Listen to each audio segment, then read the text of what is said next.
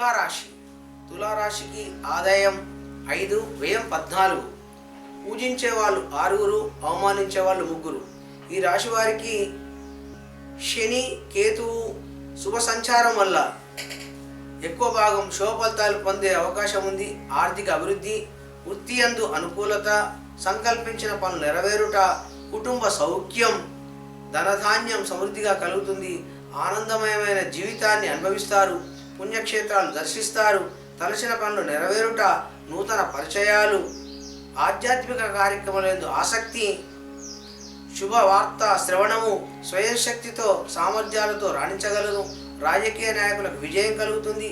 Court వ్యవహారం సంతృప్తికరంగా సాగుతాయి. భూ పరిష్కారం జరుగుతుంది. విద్యార్థులకు ఉత్తీర్ణత సాధిస్తారు. ఉద్యోగస్తులకు, న్యాయవాదులకు, ఉపాధ్యాయులకు వారి వారి వృత్తుల యందు ఉన్నత స్థానాన్ని పొందుతారు.